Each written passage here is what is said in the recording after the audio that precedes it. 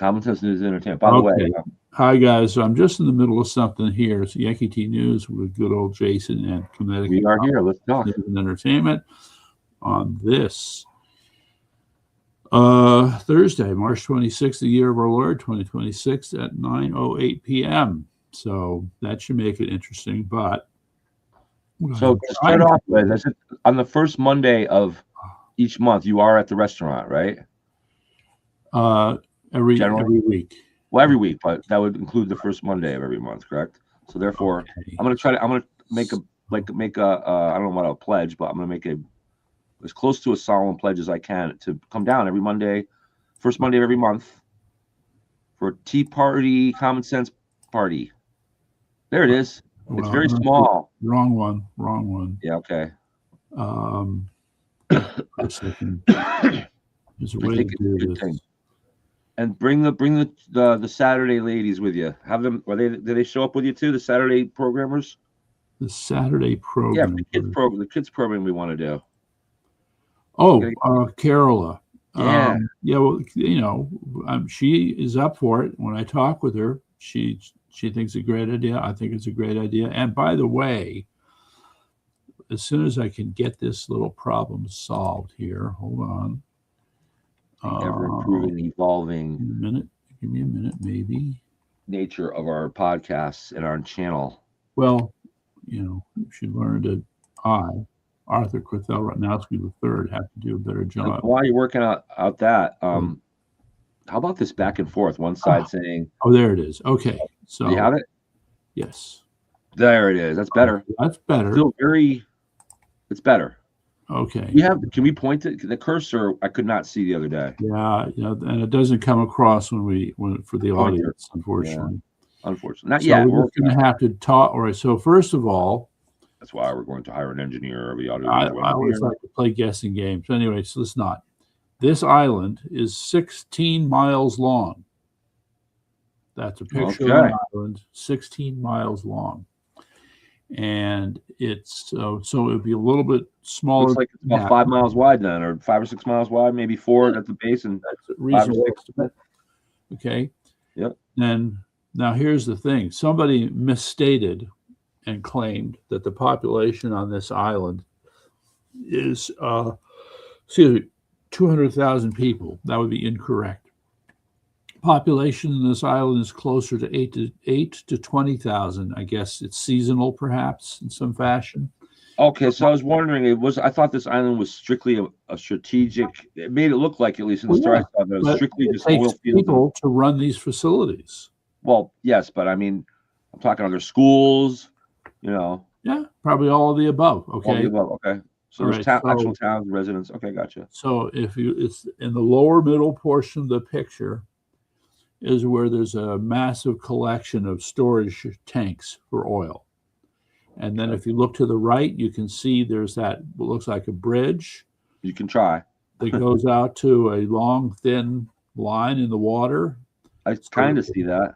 Yes, so that's where the action is. I mean, based on their claims, 90% of the oil that is shipped out of Iran is shipped from right there.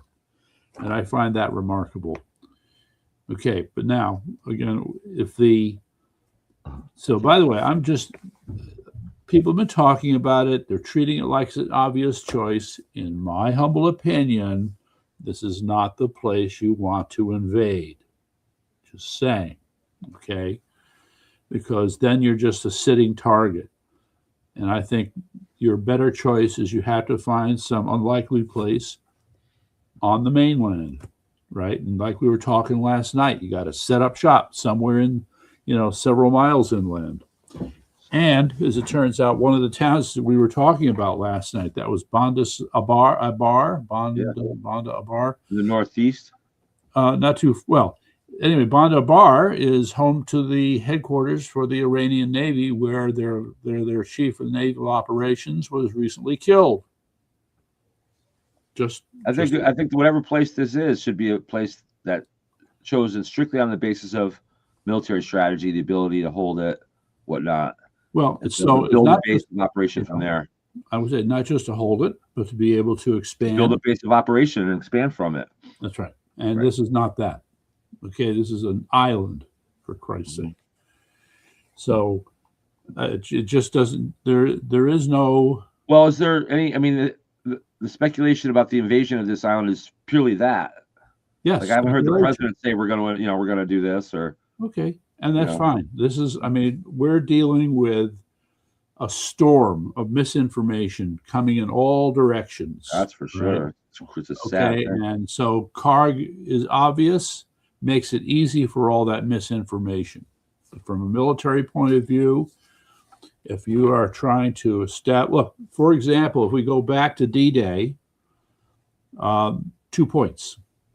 One, if we had not done a good job of disabling the Panzer tanks that were not too far away, sitting on railroad tracks, Mhm.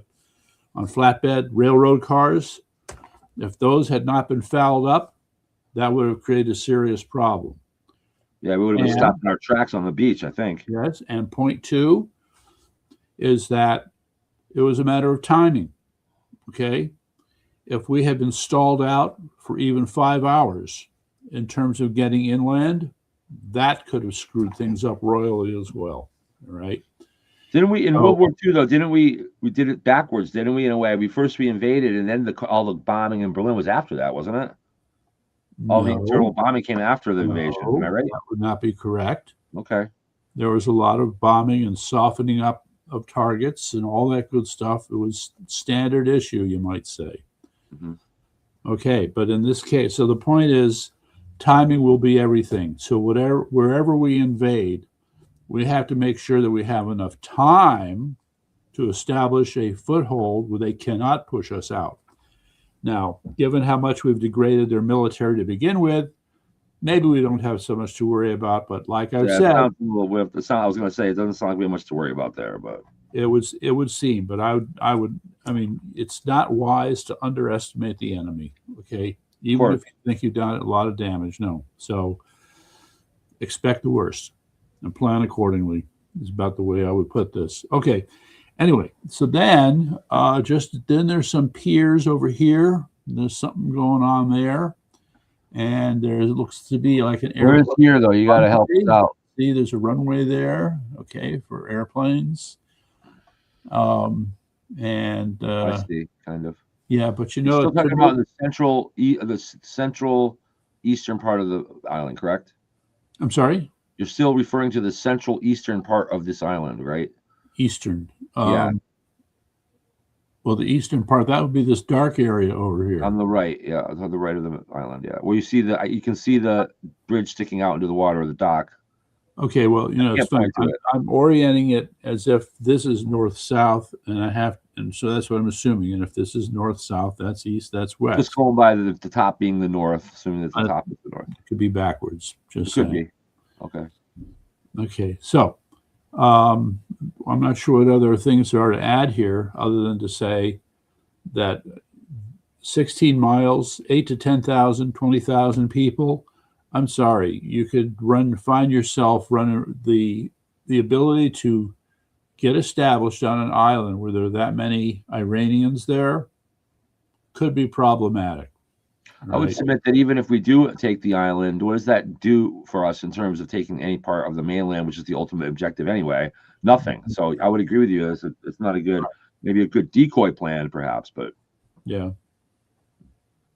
So you even stage it. You could even what if there may be one or two facilities on the island need to be, taken out or taken control of. That may be true. Yeah, I mean, I'm trying to, because I guess I'm kind of echoing what you're saying here. Whatever you do in this island is going to be a staging for ultimately getting on land, but it's not clear to me that you're gaining any advantage by doing it this way instead of going straight to the mainland. Right. Yeah. And then you can actually, anything that's strategic, that's important on Karg Island could be a later target that is launched from a stronghold on the mainland, if necessary. The oil fields, perhaps, that are there, oil tanks that are there, maybe, Maybe I should bring up, where's that? What happened to the map? The map from last night. Let me see if Everybody loved that map, by the way. All right. So, No, I'm kidding. I don't know. Nobody said a word about it. okay, maybe I hope. Truth be told, I'm lying. Come on, where are you? All right. So, all right. Obviously, you know, I'm not. I just don't know what I'm doing here. I always So start know, with this. We're even going when with I that, lie. and there you go. There we go. And then we're It's going to gone. take. We're bringing up the other map from last night.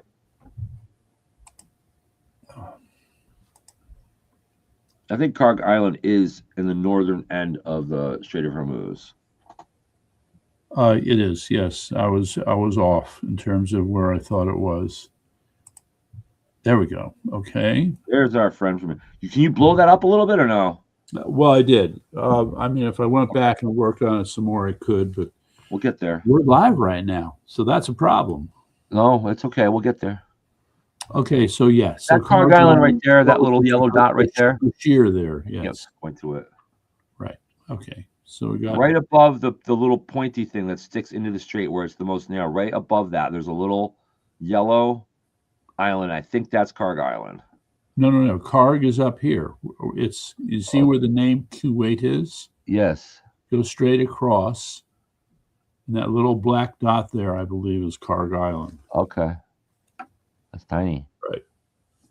So there's bigger islands than Karg Island all around there. Right. And so it's just I gotta stick my face right in the camera to see it myself.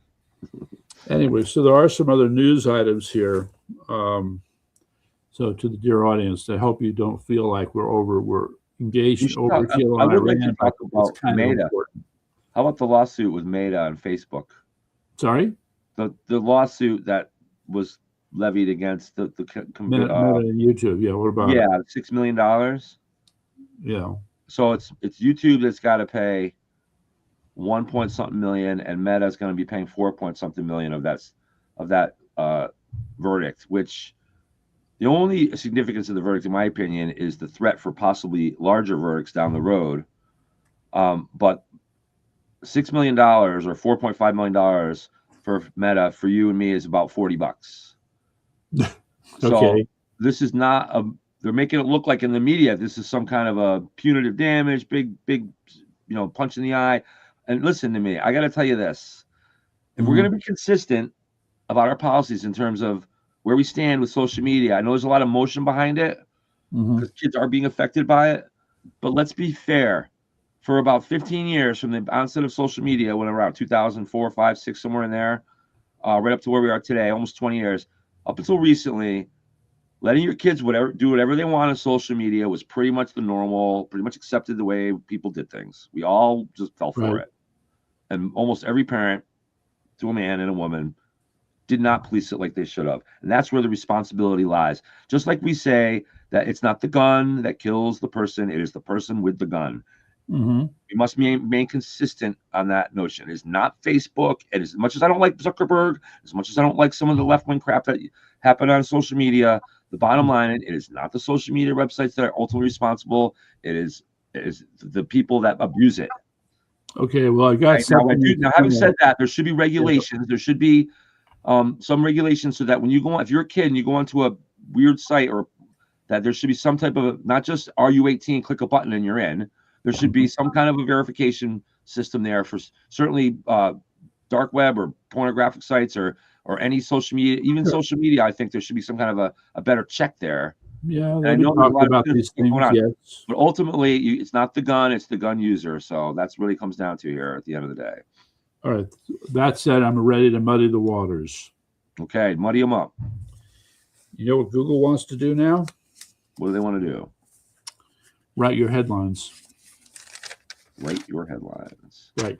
So in other words, you and I put up a headline, we'd write an article, we put up the headline, and Google wants to be able to change it. Oh. Even on your own private writing, have you put up whatever is on your own YouTube channel or whatever it is? Yeah, so it's supposedly a pilot program, but you know what? Luckily, there are other outlets. They're not the only one, even though they're dominant.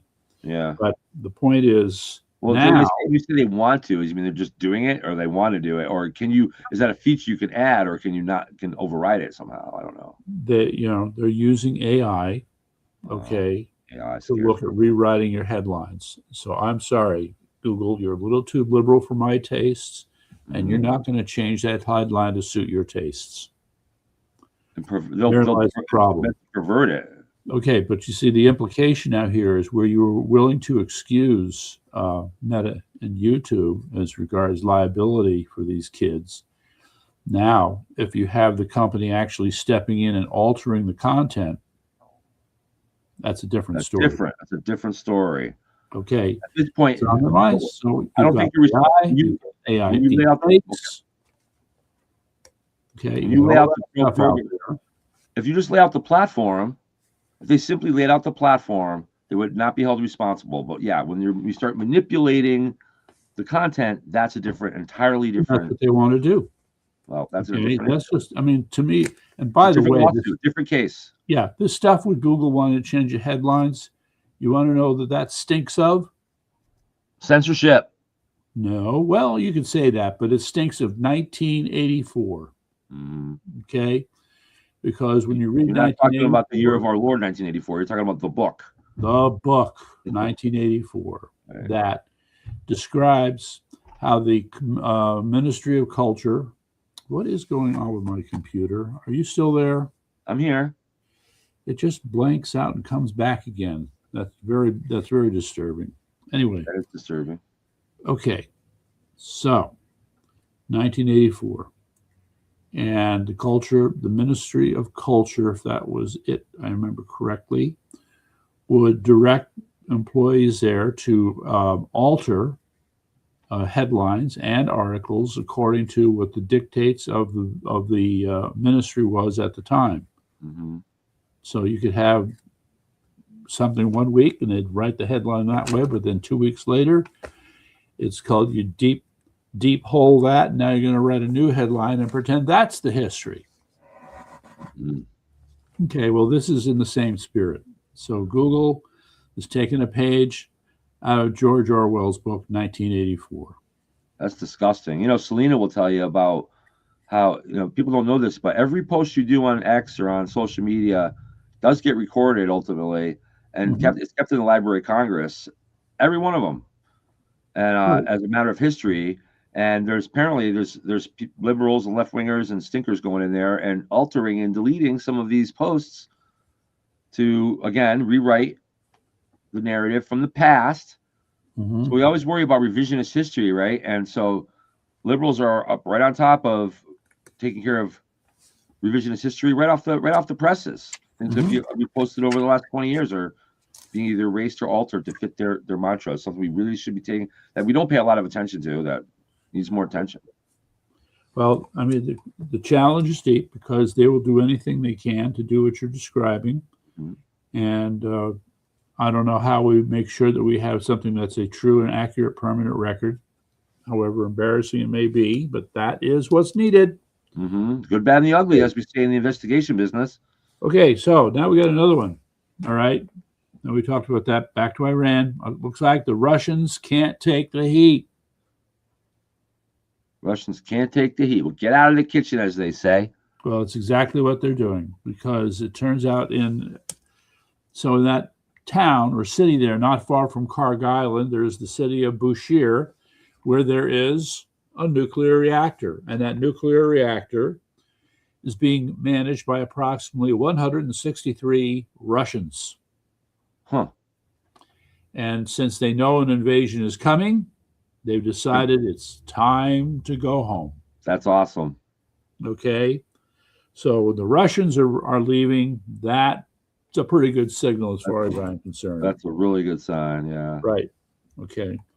And then what was the other tidbit here? I'll bet you whatever Iranian mullahs that are left, when they heard about that, went, Stura. Yeah, I don't know. Well, they keep putting a brave face on their situation. Good for them. Well, on the outside they do, but on the inside they're shitting their pants. I'm telling you. Well, that said, there were 2 announcements about 2 new figures who have emerged as leaders, and they're both described as hardliners. So, I mean, I think this reflects some of the other things that we've discussed. These people have no problem, they want to be in control, and they'll do whatever they have to. So the hardliners in Iran are just as whacked out as the progressive communists in this country. Sure. All They're right. not So gonna go, we all know they're not going to, this isn't going to end in total peace anytime soon. However, no, the sir. war, again, between the United States, however, and Iran will be over before long. Yeah. I believe that. But what's going to happen inside of Iran, and we'll be involved in it.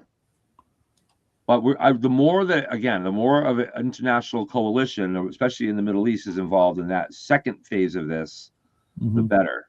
But Operation Fury must end at some point in the relatively near future. We can't just bomb Iran for 2 years. I mean, well, at some point, it's going to affect the civilians there, and we actually revere and care about the people of Iran that are suffering. You know, as another example, again, I point back to World War II and the Nazis. A lot of people died after we took over. You know why? Because there was an insurgency that remained in Germany as well. Booby traps. Okay. The Germans left lots and lots of booby traps, and we had no idea. And so you'd have soldiers walking into some house, not knowing they had tripped a hand grenade or a mine, and they were dead. Okay. Do we have any numbers on that by any chance? Have you ever heard of any numbers on that? Like in terms of how many we can find that out, but it's, on the low side, it's going to be on the hundreds. It could be many hundreds who fell victim to this. But the point is that the Iranians are just as capable of laying all kinds of booby traps if they so decide. All right. Mm-hmm. And these booby traps would happen. What did I just say?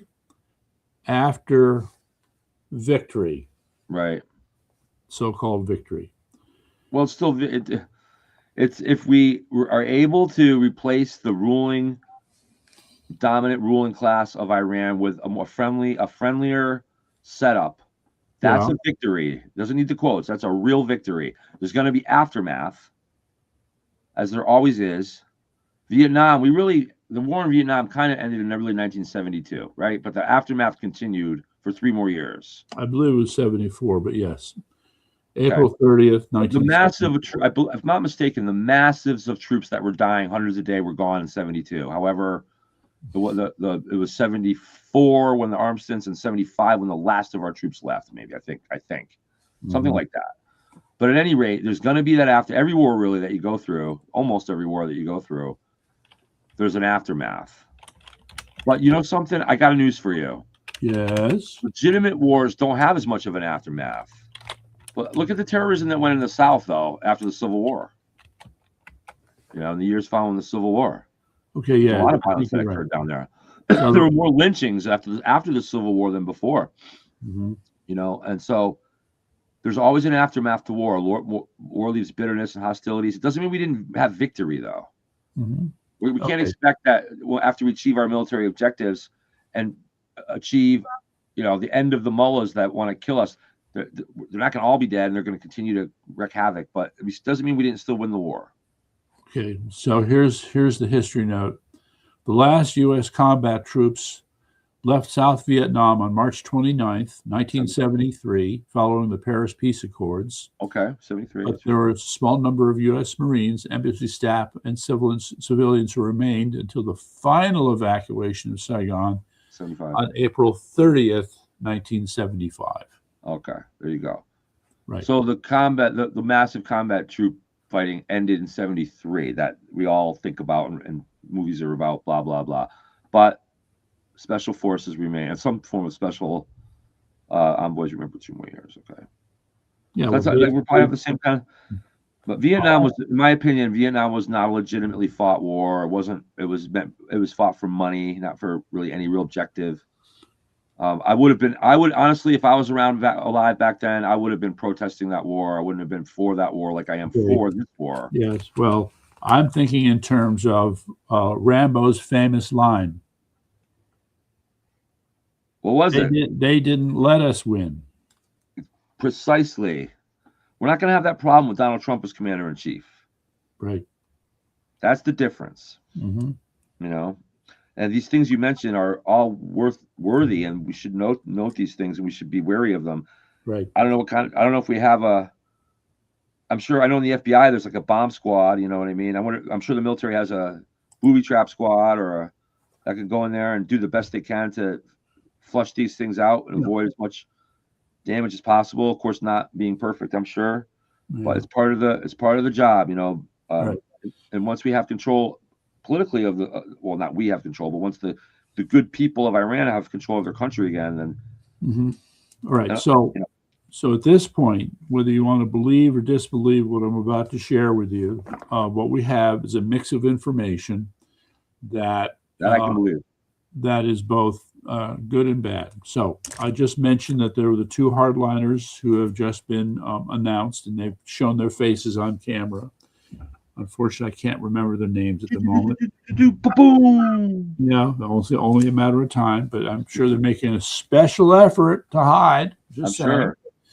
But this points to another thing I've been concerned about, and about which one should not be surprised, is that it's been taking about a month, but the Iranian government is, quote, reconstituting itself and reorganizing itself.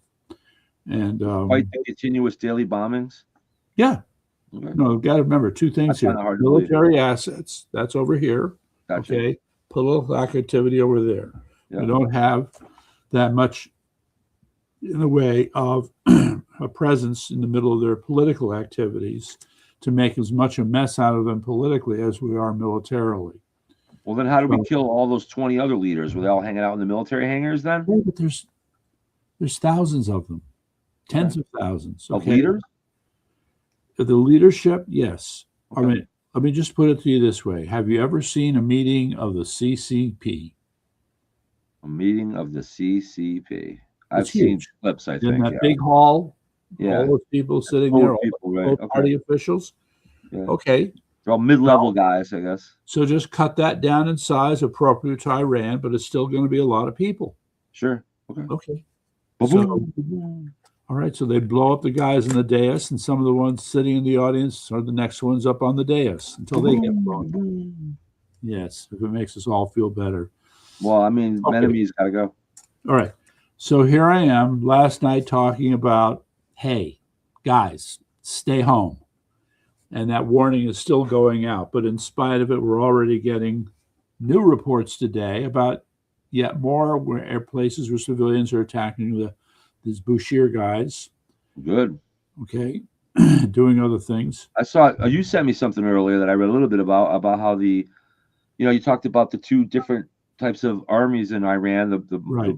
And they're beginning, that what you predicted yesterday starting to come true. Well, it's not a question of come true. It's that we don't know that much about this. All right, we're learning as we go.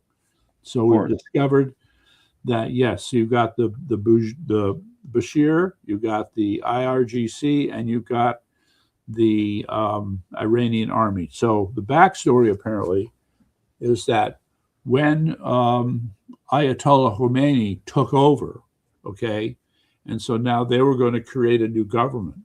It turns out that they did not trust the standing Iranian army because they were not ideologically committed like they were. Okay, so they had to go ahead and create their own army of true believers, right? Right. Okay, and that army of true believers, higher pay, better equipment, better conditions, better retirements, better everything. And so you can imagine with the traditional Iranian army, there was a certain amount of resentment. And I guess this is sort of a strange thought, but the notion that the Iranian army people would have looked upon the IRGC people as not really serving the interests of the nation. Okay. Thank you.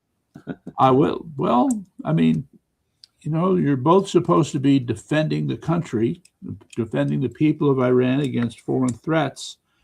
But, the thing is that the IRGC, as we know, okay, spent a lot of time engaging in terroristic acts, helping to prop up Hezbollah and Hamas and other organizations. Mm-hmm. And money and resources. And that's the other thing. I have to bring up the stuff about the Houthis. I want to get that out of the way. Okay, the talk is that the Houthis are ready to get down to business. Have you read any of this? No, not today. No. Yeah. Okay. So, what the where? All right. So the Houthis are down in Yemen. Okay, and unfortunately, I can't show it They're to ready you. to give up the fight because the Houthis have been they've been a pain in the rear too. I didn't read about what today, but I know about what Yeah. they've done in the past. Okay. So it's a fair question. Oh, wait. So two different. All right. I'm trying to keep track of all this stuff that's coming at me. All right. If you were, you can. Do you know what the map of Saudi Arabia looks like? Yeah, in my head. Are the Okay. Houthis secular though, or are they theological more? I think no. I just think they're a bunch of whacked out barbarians in my mind. Okay. But they have proven to Sounds be very theological. tenacious, real fighters, and I think we just have not been willing to get in there and clean up the mess Hmm. because it turns out to be a lot harder than we realize. Because there comes a point when you're dealing with cultural groups like these, you're probably looking at genocide if you're going to Hmm. get results, and no one wants to go No one there. wants to do that. Right. Okay, so if you could extend out on this picture here, the map of Saudi Arabia. Then we get governments in these places that just force capital, like they force communism, socialism down our people's throats. Okay, They're I'll gonna force just say, capitalism down their throats. They're gonna make them eat those Big Macs, and they're gonna say, eventually go, "Hey, this ain't so bad." Like ultimately, I'm for a afraid you're giving while, MAGA a bad name here. force that capitalism down you, force freedom down you. You're gonna be free whether you like it or not. Yeah, right. Get in the car and Okay, drive. Thunder right. Road, baby. What we're learning, if I may sound so liberal, We're learning is every that we day. have to give these cultures a light touch. Okay, Right. all right. And forcing anything down their throat is just, well, a bad idea. Well, when I say force it down their throat, I mean it's set up governments that espouse free enterprise, and the people will learn it. I mean, it's you know Yeah, you got to do it slowly. You got to do it over time. Even in this country, you can't wean everybody off the welfare system at once. It's got to be encouraging people, and slowly but surely over time, you get more people out there, pursuing their own happiness. all right. Well, meantime, on the other side, you know that the Democrats are counting on people who remain dependent on welfare and dependent upon them in order to get their votes. That's So, as correct. much as you and I may want to gradually get them into a circumstance where they can be proud of themselves, their lives, their work, the legacy they leave for their family, the Democrats are doing the exact opposite. That's So, correct. And that is another definition of good versus evil, by the way.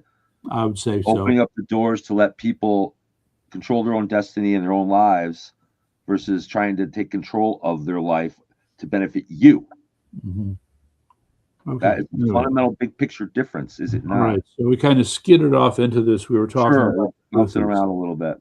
Anyway, so the talk is that Russians are leaving. they had been attacking shipping in the Red Sea. Do you remember this? Yes. Okay. Well, they're getting ready to do it again. Now, the question, though, is if we've degraded the resources of the Iranian army, the IGRC, how many missiles are they going to be able to hand to the Houthis? It's an open question, and we don't know the answer.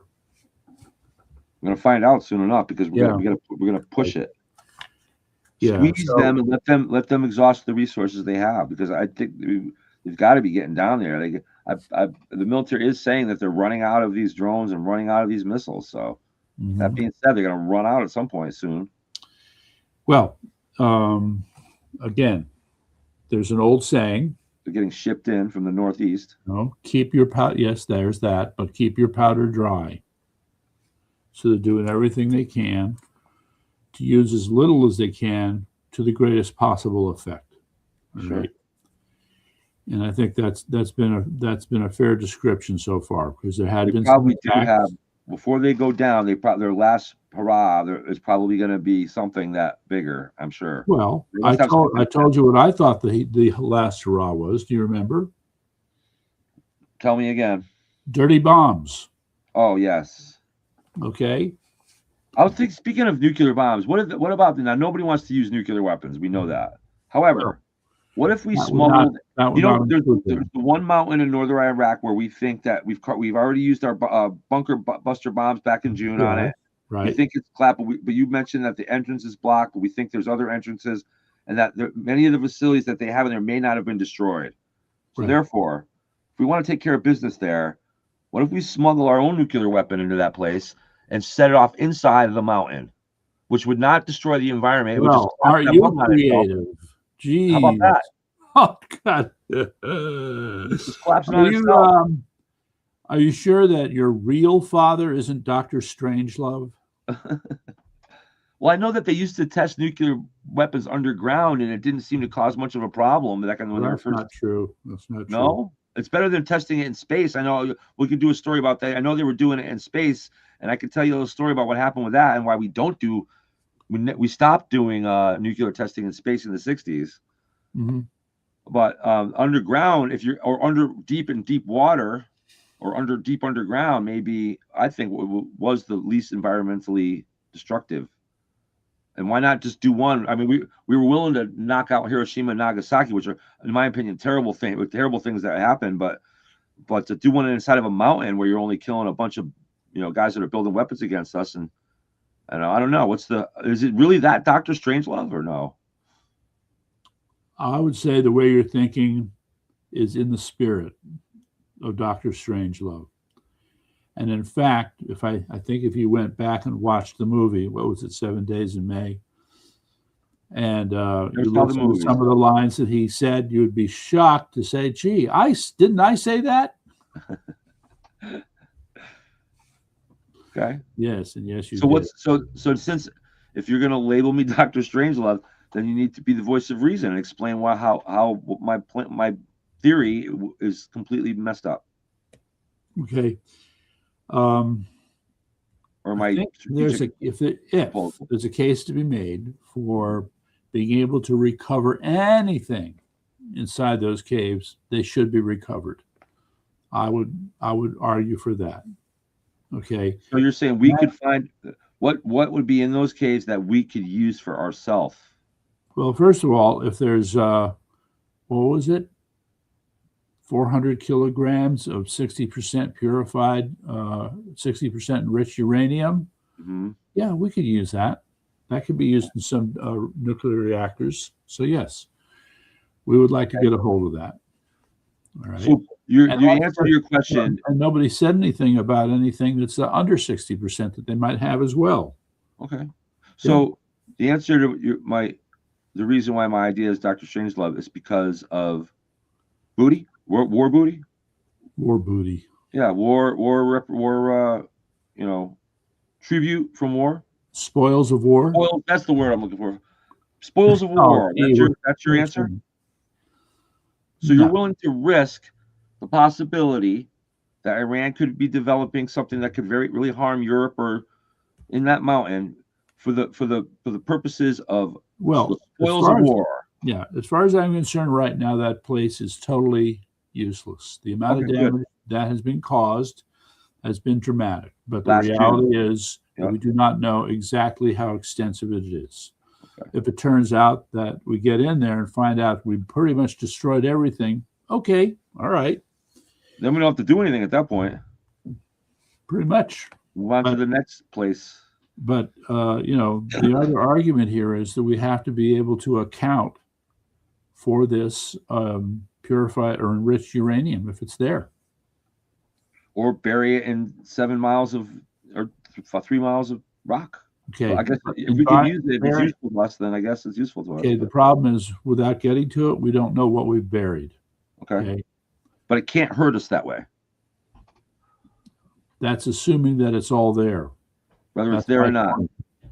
It can't hurt us. No. It can't hurt us because it's not there, or it can't hurt us because it's there and buried in a mountain. Let's go back again to the reports of a convoy of trucks outside the cave, okay, before it got bombed. Mm-hmm. All right.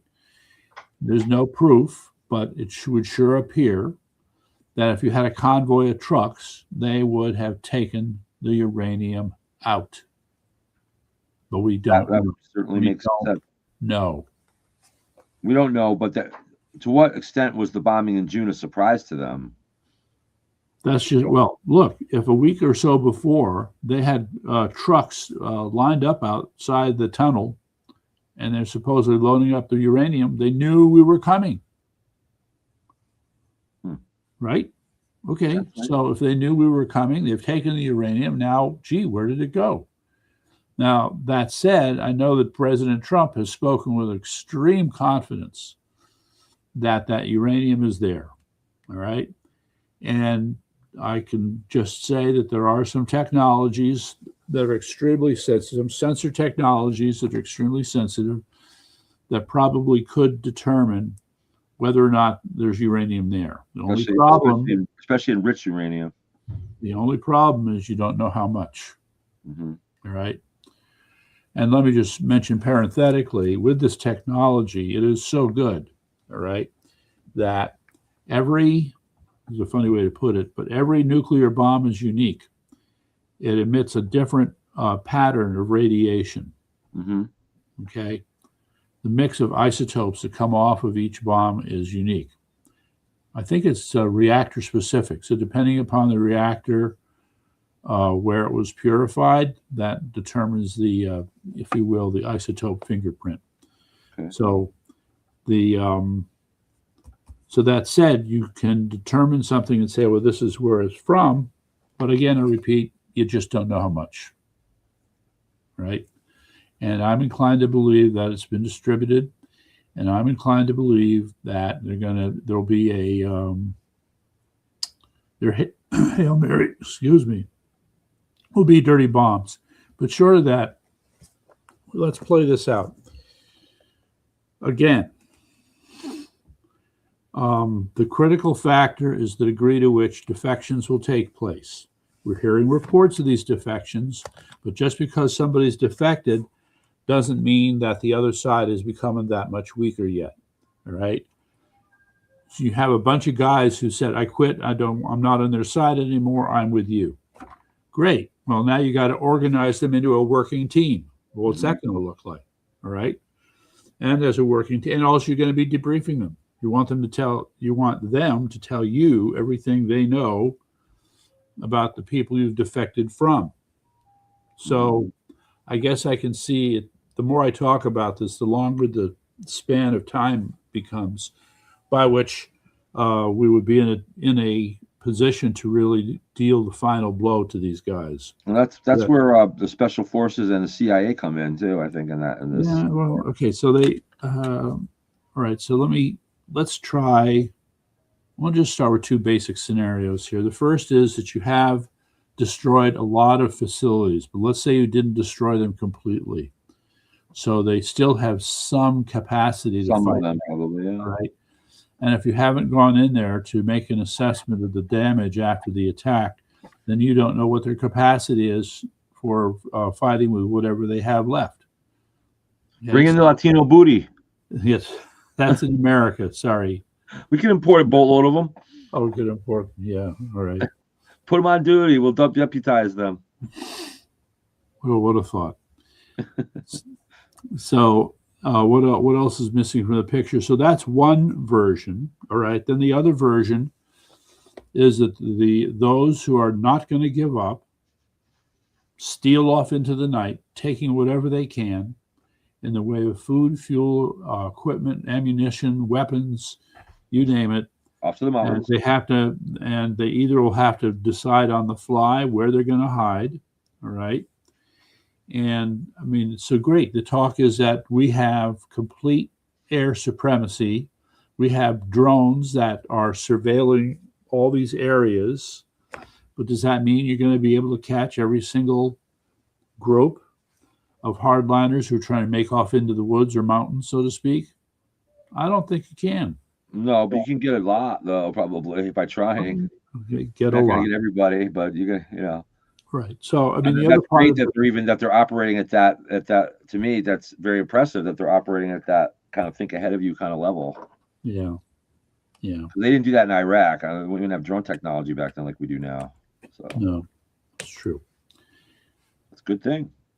We don't know the extent to which they can fight back. We don't know what that thin line is. On one side of the line, they're able to fight back, and on the other side of the line, that's it. They're done.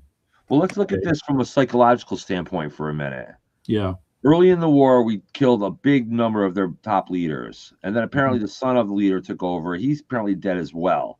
Yeah. So, since there's so much of the hierarchy has been taken out, the people that are left, of the highest that are left, if they had a debt, wouldn't they at that point in their minds be thinking, we are, wouldn't that be the time you'd say want to start throwing out your Hail Marys at that point?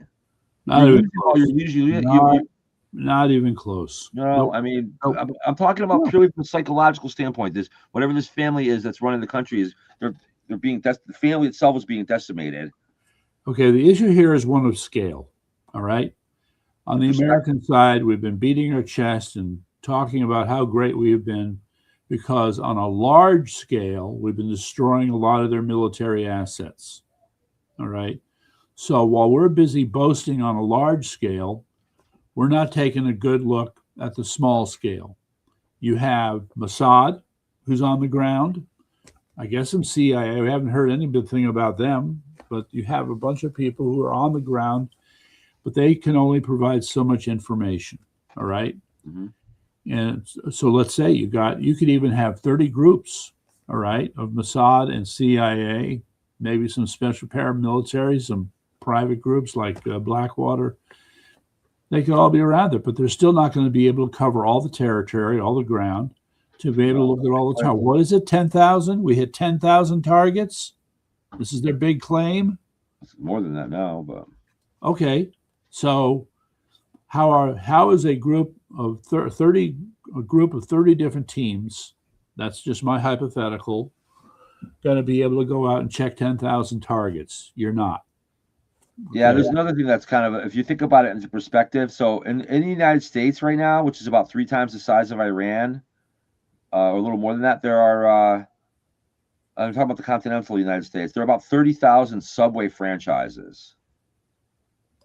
Yeah. Think about that, 30,000 Subway franchises around the country. So if a country came in and bombed 10,000 Subways, we'd still have 2/3 of our Subway franchises. And they would say we've taken out 10,000 targets in the United States. Well, I thought you were an optimist about this. That's a pessimistic view. I'm a realist. I'm not an optimist. I'm a realist. All right. So that is a scary. Now I know that these facilities are bigger than Subway franchises, so my analogy isn't perfect, but it does make you wonder. Yes, it is. How much more needs to be done? That is my point. Okay. Mm-hmm.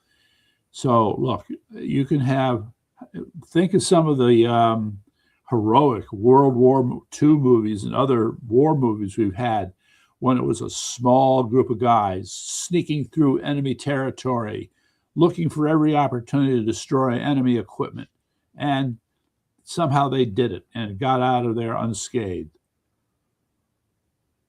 Good movie. Instead of Americans, think Iranians. Mm-hmm.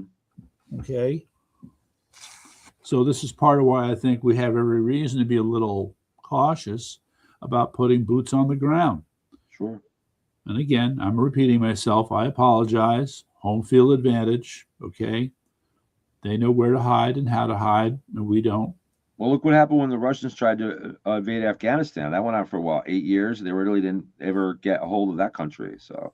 Yeah. Let's see. We got somebody checking in here. What's these? With the Middle East mentality is long term, so the psychologically those guys are prepared. So it'd be best to be cautious. Well, you and I are on the same page. Like a mad dog that's been put down, you still got to be careful with that dead body. Well, that's an interesting analogy. Only in a zombie movie, but I do get the sentiment of the analogy. Yeah. No, I mean, I think what he just put there reflects the sense, okay, that these people will, I mean, they have to be absolutely dead, okay? Right, exactly. They have to all be dead, or what's left of them have to be scared enough to change their ways. That's it.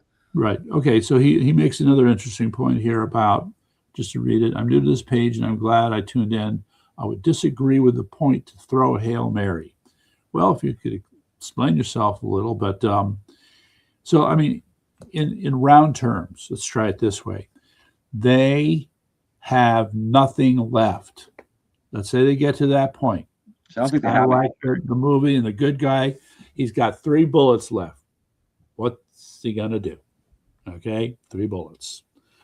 So last one for his head. all right, maybe for some, yes, but I don't think they're inclined to do that. No. So I'm thinking. Well, they would if they would do that before they would surrender. That's for sure. Yes. Okay. So it's a question of what they have access to. You know, this is you're inspiring another point there, Josette. I'm assuming things that may not be true, of course. The first of which is that there are a lot of what I call last recourse resources that they have. But if we manage to cut off access to those last recourse resources, and they really are down to 3 bullets. And see, that's a possibility too. So yes, I think another way of looking at this is so listen to all this talk about, you know, where Pete Hegseth is talking about pushing hard and keep on going. We're not going to stop. Okay, fine. But you're going to have to change your tactic at some point.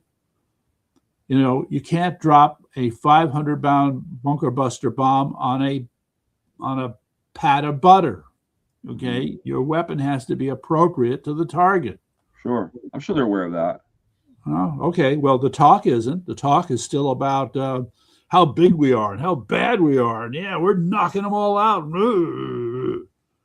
Okay, I would appreciate something a little more nuanced, perhaps something that reflects the perception. Maybe the military should keep its best under, you know, cards left on the table, not on the table, but in their hands, and maybe not say so much to the media about what's really going on too.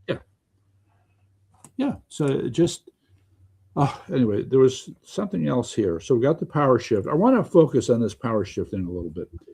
All right. First of all, let me also, by the way, I'm not sure I'm even believing what I'm reading here. All right. We have to understand that with Iran, it's been a case of the network, okay, around them. All right. Their supply chain network, their terror network. We've been able to chop that back bit by bit. All right. So that said, what they can still do with the Houthis, I think there's some little thing they can do. Meantime, though, over in Lebanon, what was the news item? Last I knew, Israel was moving into Lebanon a little bit there. Yeah, well, a little bit. So here's the news, the headline was 330,000 troops. That's huge. I didn't even know Lebanon was big enough for all those people. Well, so the other part that's curious, so if we had a good map of there. So it was like 8 miles in, 11 miles in, trying to remember, but there's a river that cuts across there, the Lanthai River or something. Okay. And so they've destroyed the bridges there. And what they have done is they've cut off escape routes, or tried to, as best they can, for the Hezbollah who are, quote, south of that river. So now they're bringing all these troops in for one purpose and one purpose only, to wipe out Hezbollah. Them all. Wipe them out. And so they're showing these pictures of tunnels that Hezbollah has made over the years. Okay. Yeah. Do we feel like you feel like you're really cutting them down? I mean, I don't even know how many Hezbollah they're going after, right? And we don't know what kind of efforts they actually are making to escape, because they know the Israeli army, the IDF, is coming for them big time. Mm-hmm. Sorry, I'm boogieing. I got to go. Okay. So be back into Iran. They'll try to get back over that river. I mean, the notion is that if Israel is not going to go past that river, right? So all of this said, the question, I guess, in my mind is, again, resources, people. You've reduced the amount of resource they have a lot, but then you reduce the number of fighters a little bit. Okay. Is that going to be good enough? I don't think so. No. I think that Israel is, they've got to, I'm sorry to say it, but they've got to go for the kill. Yeah. And why not bring in airstrikes? If there's Hezbollah fleeing to the north and the east, why not just bring in air power? I mean, yeah, well, no. Sounds pretty brutal, but hey, look, these guys have been killing us for years, so it's their turn. I think we can agree that air power is only going to get you so far. That is true. But isn't the landscape in Lebanon a little more open though? I think so. Yeah, Yeah. there's a Not as many places to hide in terms of the mountains hilly and whatnot. section. There's more to the north. I mean, you get into Lebanon more. Nonetheless, so but the headlines like to talk about how the mullahs in Iran are having a shit fit because this is they treat it as the last stand for Hezbollah. Meantime, ladies and gentlemen, I haven't heard a thing about the Hezbollah in Latin America. We know the Hezbollah in Latin America like to set up shot in Venezuela. So it's a funny thing there. Before President Trump decided to attack Iran, that he took care of Venezuela, which is headquarters to the Hezbollah in Latin America. Another escape route gone. I think so. Maybe. Yeah, I love the strategy. It's great. Okay. The Monroe Doctrine is alive and well. Thank God. Yeah, that's right.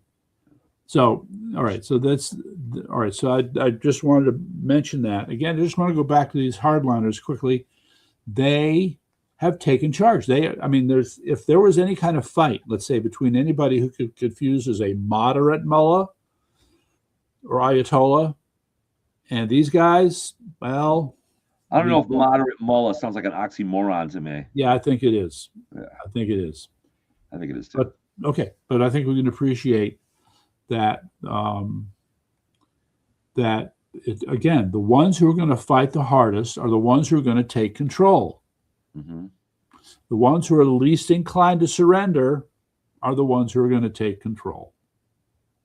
No, I don't know about that. The ones that are least inclined to surrender, it's like almost like the movie Monty Python and the Holy Grail, when the scene when they run into the night and he's chopped off all four of his limbs, and he's like, "'Tis but a scratch," and he keeps going and going, but you're truncated, you're done. And at this point, as far as fighting hard is concerned, I think the people of Iran are ready to fight hard when the time has come to get these people, right. So out of their lives. This said, some of the other news pieces that are coming out are talking about the how the basically everything is imploding. I think I sent that video to you. That the IRGC is, quote, imploding in the sense. Yes, I did see that video. Part of that video. Yes. They're running out of water for the guys, and they're running out of gas, and God knows what else.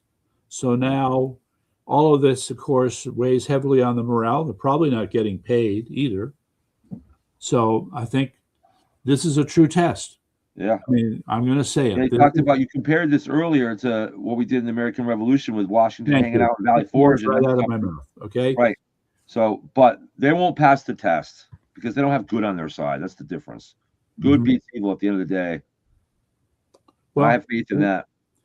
The state of being a true believer makes no regard of what you believe in. Another thing is the British didn't have air. The British the Redcoats did not have an air force. What did what? The Redcoats did not have an air force. The Red Coast? No, the Redcoats in the Revolutionary War did not have an air force. Yeah. Okay. Big difference. Okay, that can be said, but again, let's see here. I got to stick my own words here. Yeah. I think if the Redcoats had an air force, we would have never won the American Revolution. Wow, that becomes an interesting war game simulation. Yes, it is. Quick call to the video game programmers. Where are they? Quick call to the Naval War College. They got a simulation for you guys. But presumably, we'd have to, in that simulation, we'd have to assume that the Americans were able to conjure some kind of an air force to counter it, even if it wasn't as strong. We would have given the technology, thrown that into the scenario. We'd have to give the Americans a little bit of air power. Okay, well, I'll give you a converse example. You know the Bushnell bomb? Mm-hmm. Okay. Have you ever been to the Connecticut River Museum? No. You got to go. Is it in Rocky Hill? No. It's down in Essex. Okay. So you go into Essex, and you drive to the end of that road that terminates at the Connecticut River. Okay. And if you look to the left, there's the Connecticut River Museum. Okay, and if you walk in there and look to the right, first thing you're going to see is a full-scale replica of the Bushnell bomb. Yeah. Cool. Woo! I love it. Oh my God, it blew my mind when I saw that. Hell yeah, I had to get in there and check that out. Oh my goodness. Yeah. And all kinds of cool history books on everything that went around the development of it. Okay, so I think with that, we're ready to wrap it up. Are you ready? Or do you have anything else you want to close out with? well, I just want to make the point that here was an advanced technology that could have been used. So the first shocker is when you look at that thing, everything there was made by Bushnell himself. It was an out-of-pocket expense. The Continental Army did not give him one penny to do this. Okay, he had reached a point where he was almost done with it, and then he goes to the Continental Army asking for money. They looked at it and they said, "Nah, we'll pass." Wow, stupid. Absolutely. Okay, but yes, so there's drones. Well, We'll have to do a podcast from down there. We'll have to do a podcast from down there at the Connecticut River Museum sometime. I think that would be very cool. That would be very, very cool. Yep. So, well, with that, I'm ready to go get ready some sleep. Got a big day planned tomorrow. Lots to do. Okay. Well, and, we'll be back tomorrow night, though, around 9 o'clock, correct? Yep. That's right. Okay. So with that, I'm going to say good night. Good night.